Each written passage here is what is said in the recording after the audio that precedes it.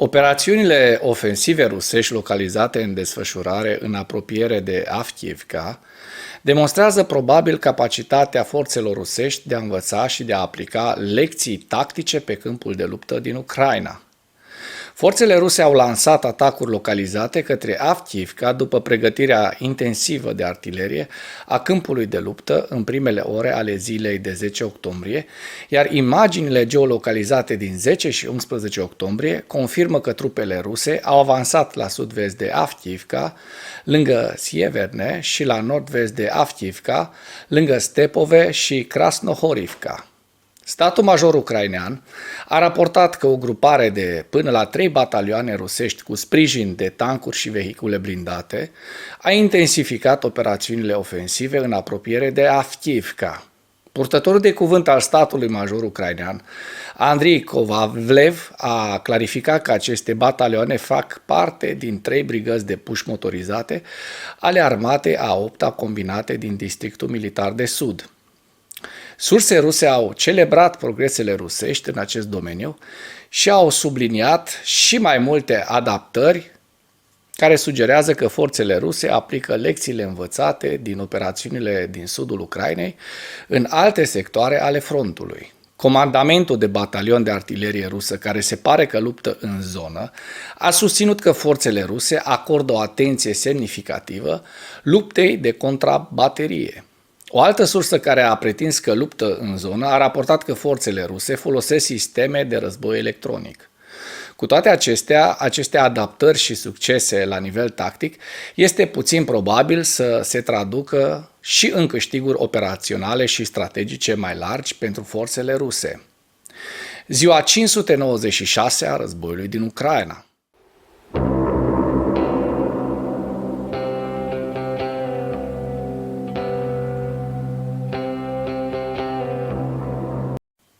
Forțele ucrainene au continuat operațiunile de contraofensivă în apropiere de Bahmut și în vestul regiunii Zaporojie și au avansat în ambele sectoare ale frontului pe data de 11 octombrie.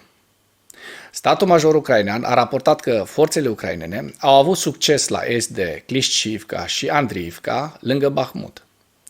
Statul major ucrainean și comandamentul grupului Tavris, generalul de brigadă Oleksandr Tarnavski, a raportat că forțele ucrainene și-au îmbunătățit pozițiile tactice la vest de Robotâne. Un număr mare de state membre NATO au anunțat recent pachete de ajutor pentru Ucraina pe fondul celei de-a 16-a reuniuni a grupului de contact al grupului de apărare al Ucrainei la Bruxelles pe 11 octombrie. Oficiali militari și guvernamentali din aproape 50 de țări s-au întâlnit în Belgia, la Bruxelles, pe 11 octombrie, pentru începerea grupului de contact pentru apărarea Ucrainei, iar mai multe state NATO au promis ajutor și sprijin Ucrainei. Secretarul american al apărării, Lloyd Austin, a anunțat în special un nou pachet de ajutor de 200 de milioane de dolari pe 11 octombrie, care include rachete AIM-9 pentru un sistem de apărare sol-aer pe care Statele Unite îl vor livra în curând Ucrainei. El a declarat că Statele Unite vor fi alături de Ucraina atât timp cât va fi nevoie. Ministrul german al apărării Boris Pistorius a anunțat de asemenea un pachet de ajutor de 20 de milioane de euro pe 10 octombrie, care include 10 tancuri Leopard. Dacă până în acest moment ai găsit informații utile în material, contribuie cu un like și cu o distribuire a acestui videoclip pentru a ajunge la cât mai multă lume. În Orientul Mijlociu, incursiunile Hamas în sudul Israelului au încetinit din 9 octombrie. Milițiile palestiniene din Gaza folosesc drone și rachete pentru a lovi orașele din nordul și sudul Israelului. Tirurile de rachete din Gaza s-au extins la nord până la Haifa și au avut loc mai multe baraje care au lovit Tel Avivul. The Lion's Den, în traducere Bârlogul leilor, o miliție palestiniană cu sediul în Cisjordania, a mobilizat susținători pentru a organiza marșuri și a se implica în ciocniri cu arme de calibru mic cu forțele de securitate israeliene în aproximativ 19 locații din Cisjordania, ca răspuns la apelul bârlogului leilor pentru ca susținătorii să iasă în stradă la ora 10, ora locală. Hamas a lansat o declarație separat de bârlogul leilor, prin care le-a cerut susținătorilor săi din Cisjordania să asalteze Ierusalimul pe data de 13 octombrie, adică mâine. Hamas face apel la susținătorii săi din Cisjordania să asalteze Ierusalimul pe 13 octombrie ca răspuns al loviturilor aeriene izraeliene. Hezbollahul libanez a tras rachete, inclusiv muniție antitank, asupra forțelor de securitate izraeliene din nordul Israelului. Forțele regimului pro-sirian al-Assad s-au desfășurat la granița dintre Siria și teritoriul israelian din 9 octombrie, iar membrii axei de rezistență a Iranului au articulat pragurile la care ar interveni în războiul împotriva Israelului.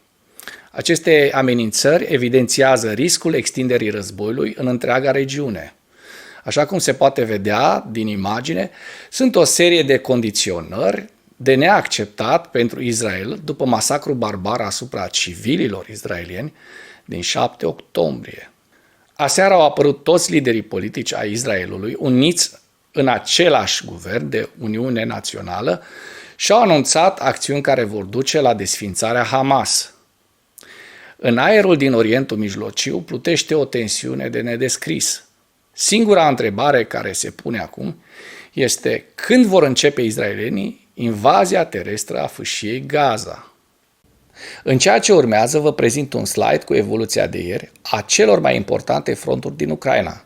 Hărțile sunt creația Institutului pentru Studiul Războiului. Pentru mai multe informații, accesați linkurile din comentarii.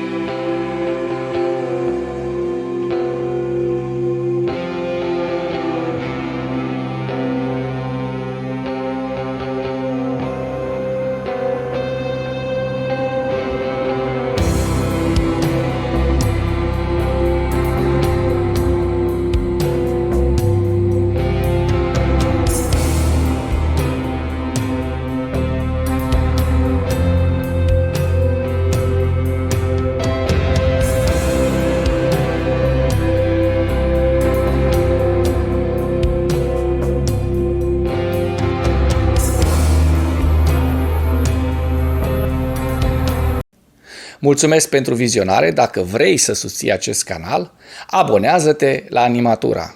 Apreciez mult asta.